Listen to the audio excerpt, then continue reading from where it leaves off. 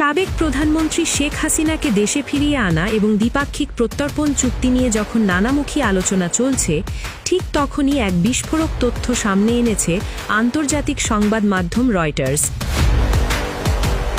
ভারতে নির্বাসনে থাকা সাবেক প্রধানমন্ত্রী শেখ হাসিনা প্রথমবারের মতো কোনো আন্তর্জাতিক গণমাধ্যমকে সরাসরি টেলিফোনে দীর্ঘ সাক্ষাৎকার দিয়েছেন।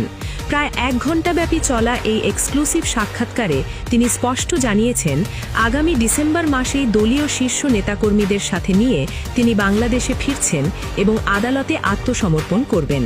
রয়টার্সের প্রতিবেদন অনুযায়ী শেখ হাসিনা ভালো করেই জানেন বাংলাদেশে ফিরলে তার বিরুদ্ধে হওয়া মামলায় মৃত্যুদণ্ড কার্যকর হওয়ার ঝুঁকি রয়েছে।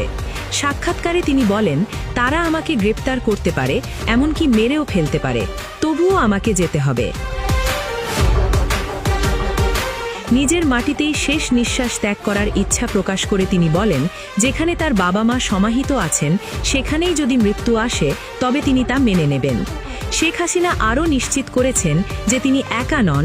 সাবেক স্বরাষ্ট্রমন্ত্রী আসাদুজ্জামান খান কামাল সহ দলের আরও বেশ কয়েকজন জ্যেষ্ঠ নেতা ভারতের নির্বাসন থেকে তার সাথে একই সময়ে দেশে ফিরবেন।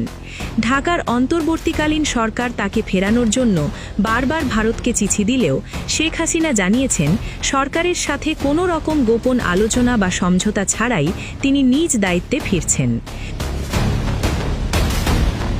সাক্ষাৎকারে দল পুনর্গঠন নিয়ে কথা বলতে গিয়ে তিনি জানান, ইতোমধ্যেই দেশের 125টি সংসদীয় আসনের নেতাকর্মীদের সাথে অনলাইনে বৈঠক করেছেন তিনি। এছাড়াও আওয়ামী লীগের ওপর থেকে নিষেধাজ্ঞা তুলে নেওয়ার দাবি জানিয়ে তিনি বলেন, রাজনৈতিক দল হিসেবে আওয়ামী লীগের ভাগ্য নির্ধারণের অধিকার কেবল দেশের জনগণের, কোনো নির্বাহী আদেশের নয়।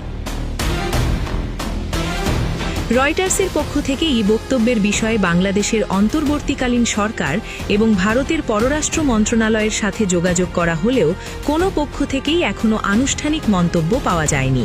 তবে কূটনৈতিক বিশ্লেষকদের মতে শেখ হাসিনার এই সম্ভাব্য প্রত্যাবর্তন দেশের রাজনৈতিক পরিস্থিতিকে একদিকে যেমন উত্তপ্ত করতে পারে, অন্যদিকে দিল্লির সাথে ঢাকার বিদ্যমান কূটনৈতিক টানাপোড়েনের অবসান ঘটাতে বড় ভূমিকা রাখতে পারে।